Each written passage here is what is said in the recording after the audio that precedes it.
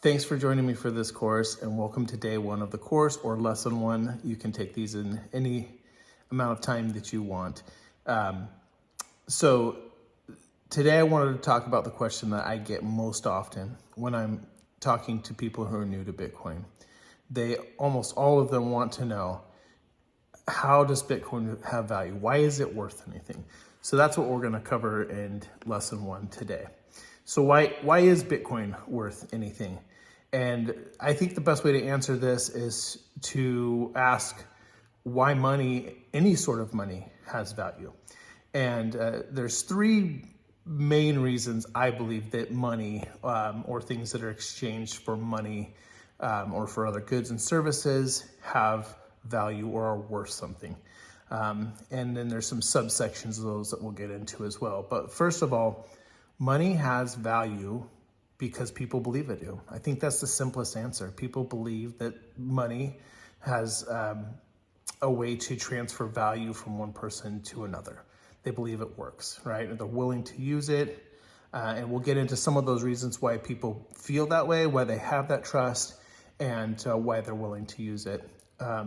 Another reason why money has value, because most money doesn't have value in and of itself. If I take a dollar bill out of my wallet, you can see that there's really nothing special about this dollar bill here, this $5 bill, right? It's a piece of paper. It has no truly inherent value, but there's a promise behind it, right? We believe that we can trade this to other people for what we perceive to be, or what we believe to be $5 worth of value, right? We also believe that our government, the United States government, will back this money up, all right? That's what we believe. That's why we trust that this piece of paper has value, why it's worth something. And we also believe that we can trade things like this, money like dollar bills, for other things that we need that have value, right? Commodities. Commodities are things that are usually things that can rot or be destroyed or will waste over time. Things like food, things like water, other things that are somewhat something that we need in our life, right? Food, shelter, clothing, entertainment, things like that we want as well. And we believe that we can trade money for those things. And so therefore money has value to us, because we know that when the time comes, we believe we'll be able to trade money in for things that we need or that we want, okay? So what are some of the other reasons that money has value? What are some of the qualities of money that give it value? And these are some important things. There's a lot of reasons out there. These are some of my very favorite. I think they're very simple to understand as well.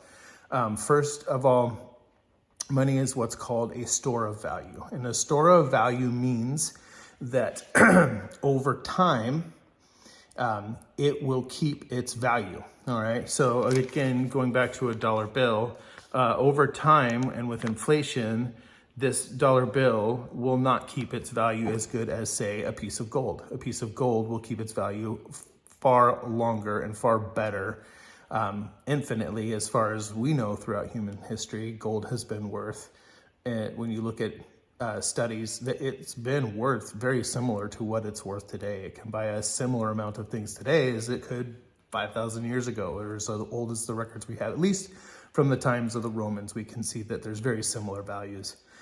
Another reason that money has value or qualities that make it useful to us is it's portable, right? It's portability, meaning we can carry it with us. This dollar bill is very easy to carry with me. I can carry it anywhere in the United States and exchange it for something that I feel is worth $5, and that someone feels they're willing to sell to me for $5.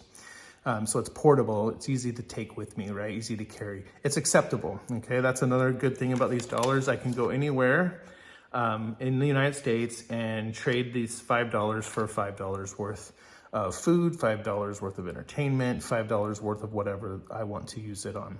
Now, once we go outside of the United States, it's a little bit less acceptable. There's some countries that not many people want dollars. There's other countries where people will totally take your dollars because the US dollars are going to hold their value. They're going to be a better store of value than whatever the local currency is that people are using, all right? So acceptability, it's a network effect. Like Facebook is a much better, it's more acceptable, more valuable to people than MySpace is, right? Because more people are using it, right? So acceptability is the value that money has based on how many people are willing to use it to exchange for goods and services. It's also divisible. That's another important piece of money. So this $5 bill, I can trade it for 5 $1 bills. I can trade those $1 bills for 4 quarters. I could change those 4 quarters for a combinations of dimes and nickels, right? That divisibility makes that money more usable and helps people to want to, or gets people to want to use it because it is easily divisible. All right. Another thing is the uniformity of money. All right. So this $5 bill looks exactly like every other $5 bill. Why is that important? Well, you know it's the same thing no matter which one you get. You recognize easily for what it is. There's other forms of there's other items that we put value on that don't have uniformity. Things like art, things like real estate, right? Not every house is worth the same, but it's a house, right? It's one unit, it's one living unit, one picture, one painting of art, right, is similar to another, but there are some subtle differences. The uniformity that makes them different, so you don't give them the same value, and that's important in money. You want to have a supply of money that is uniform, that's easily recognizable, and that where people are going to recognize that that's $5. That's easily to recognize. I know that has $5 worth of value. Okay. Now we're getting into some of the most important parts of money, and one of those is scarcity. So what's the supply like? Is there a huge supply of it? Is it easy to create more of it, or is it hard to create more of it? And again, going back to the example of dollars are very easy to create, all right? These paper dollars are fairly easy to print, and electronic dollars that like we have in our bank accounts are even easier, right? You can create them in no time out of nothing. If the United States government wanted to, they could 10 times our money supply, or the Fed, I should say, if they wanted to, could 10 times our money supply overnight. Now, they wouldn't do that because it would ruin the value of that money. It would ruin its scarcity, right? When you have too much, an abundance of things, something will not hold its value. Gold, over the history of humankind, has been pretty scarce, all right? Not only has it been pretty scarce, but it's been pretty hard to produce new gold. It's not easy to go and mine gold. And so it requires a certain amount of effort, which eliminates a lot of people from wanting to go do that work to get gold. They'll do something that they're more comfortable doing in order to earn gold or other money to exchange for services, right? So scarcity is an important part of money. If there's too much of it, it's not going to be worth anything. If there's little of it and it's hard to produce more, people are going to value it more. Another thing that not many people talk about, but I feel is a very important part of money that we're starting to get into in the digital age is inherent security. So what is it naturally secure? And most things that we use for money are not naturally secure. And this is going to play into why Bitcoin has value, or one of the ways that it has tremendous value, because there's not a lot of other things outside of other cryptocurrencies that have an inherently secure nature to where they're naturally secure. And Bitcoin does. And not only does it have it, but it is much more inherently secure than almost every other cryptocurrency that I know of, right? So it's inherently secure. And if it's not inherently secure, if it doesn't have natural security built into it, how much does it cost to secure? So the cost to secure is a factor. So let me give you an example of that. So gold has no inherent security. There's nothing that protects gold from being stolen naturally, right? Or taken. And it can be expensive to protect gold. It could be cheap. You could have a few gold coins that you toss in your drawer in your bedroom, and it costs you nothing to secure that. Now, once you start to amass and accumulate a lot of gold, now we're talking about the cost to secure it and why that makes it more expensive. And even though gold is portable, it's really hard to transport large amounts of gold safely, even across states, right? So again, that inherent security and the cost to secure something are also what gives things value, what gives money, different types of money value. All right, so I want to give some examples of money now. I've kind of talked about some a little bit. Just want to revisit some of them because I think it's the best way to help you understand why Bitcoin has value, why it's worth something when you compare it to other forms of money. Because anyways, we'll get into it. Bitcoin has value like other forms of money, and let's talk about some of those. So we've talked about dollars a lot today and how dollars have value. We all agree, like we go anywhere and people think, yeah, that's $1, that's $5, that's worth something, right? So here is, 2 king-size candy bars, right? That's what I think $5 is worth. Okay, great. So let's stack up dollars. Let's put a report card, so to speak, on those characteristics or qualities that we talked about that give money value and create value for people who want to use money. First, dollars are very portable, like we talked about. They're easy to transport. You can take them all over the world. You can do it anywhere in the world. You can take them in outer space if you want, right? They're very, very paper, dollars, cash from other currencies too. It's very portable, all right? It's acceptable. It's widely used, all right, to a certain degree, right? That's why dollars are widely used in the United States. Euros are widely used in Europe, right? Pounds sterling are widely used in the UK. All right, divisible. Cash, dollars is very divisible. Very easy to divide up so that you can break it into smaller quantities to buy things that you feel are of smaller value. All right, it's uniform. Like people recognize it. We talked about this already. It's universally recognizable. It's denominated or put into incremental values that we recognize easily and know that is what it says, what it claims to be. Durable. Durability is another key quality of money that's important. And does that mean durability means like how well does it last, right? So if I'm using apples for money, apples are going to last what? Weeks, maybe a month tops, right? So they're not as durable. I want something that's going to last and it's going to be more durable. So dollars, those are some of the pros to dollars and why dollars and cash and fiat currencies have money. So that also has some cons on some of these values that we've talked about. The dollars are not very, they're not very scarce, okay? It's easy to print new dollars and it's been done a lot. As a matter of fact, I think in the last, this is 2023, and as of the last 3 years, like close to half the dollars that have ever been printed over the last 3 years. So its scarcity is very low and the ability to create new dollars is very easy, right? It's susceptible to being created very easily, which reduces its value.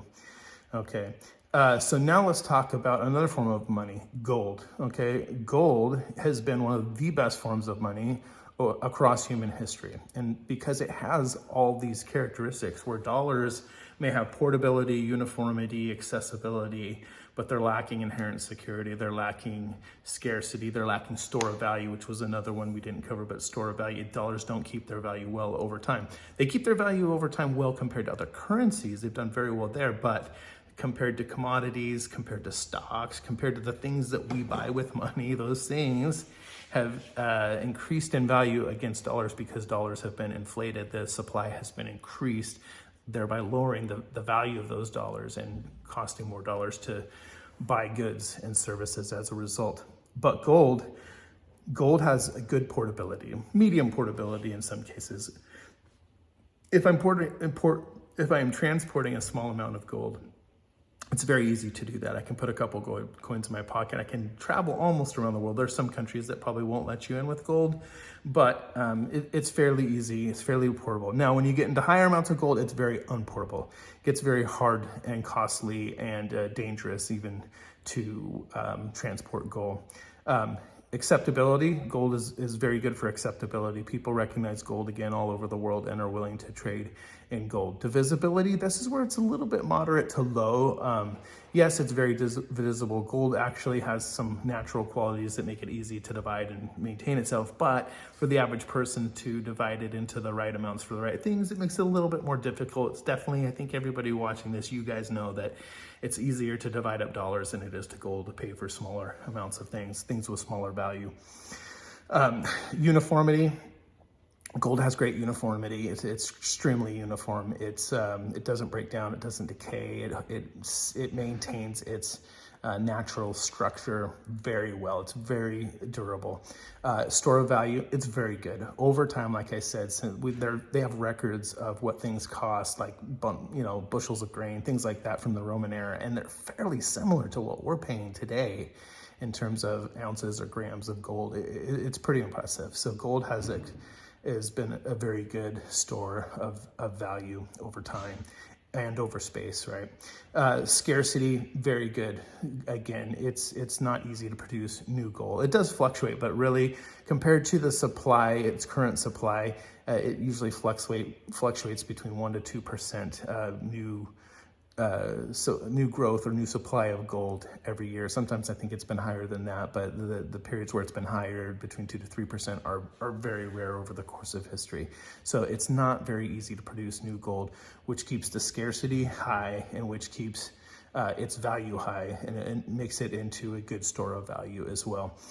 Inherent security, gold has no inherent security. There's no natural qualities to gold that make it easy to secure. And again, as we talked about earlier, the more gold you have, the harder it is to store. And then the cost to secure obviously goes up with the more you have as well, too. So now let's talk about Bitcoin. We've talked about all these things that give money value. How does Bitcoin stack up? Why? I think you're going to be able to start to understand now why Bitcoin has value, right? Portability, it's amazing. It's like as good as anything out there, if not better. It's so easy to take Bitcoin anywhere. We'll talk about this in the future, but if you can memorize 12 words, you can take Bitcoin anywhere with you, even if you don't have a digital device. It's pretty impressive. Acceptability is very good and getting better every day. And it really is only a matter of time. Actually, you can you can buy things with Bitcoin all over the world right now. It's just that you don't have a lot of people that are using it yet. The network effects are still a little bit smaller. There's a lot more people using Facebook right now than are using Bitcoin, but that will change. Bitcoin will eventually catch up with Facebook and finally surpass it, and other forms of social media, other networks. Bitcoin is going to be a very powerful network for the use of money. It's going to be very acceptable. It's going to be the most acceptable thing probably within the next decade or so. Divisibility. Bitcoin is extremely divisible. You can break Bitcoin into 100 millionth of a Bitcoin to divide in value. And the way it's increasing in value somewhere down the road, it's possible it may need to be made even more divisible than that. And that would be very easy to do with coding changes by Bitcoin developers. So that would be easily fixable. It is now currently the most divisible thing out there, and it has the ability to become even more divisible. Durability is excellent, right? Bitcoins do not decay. And as long as there's one computer on the world that has a record of the Bitcoin ledger, it's simply an accounting, if you want to think of it as a digital version of an accounting book that shows who has what amounts, it's durable forever. Store of value, excellent. There's really nothing like it for a store of value. Bitcoin will only ever have at most 21 million Bitcoins. All right. And the fact that its supply is increasing now, but every year it's increasingly smaller, or every 4 years, I should say, the supply gets increasingly smaller. So its store of value is maintained through scarcity, which is the next quality, which again, it has excellent scarcity. It's as scarce as anything we have out there currently right now that we use for a form of money, and actually much more scarce than most of them. So that's going to give it great value over time. Not many people talk about inherent security or the qualities that make something naturally secure, because that's never really been a quality of money. All right, but it is now because of Bitcoin. Bitcoin is really the first thing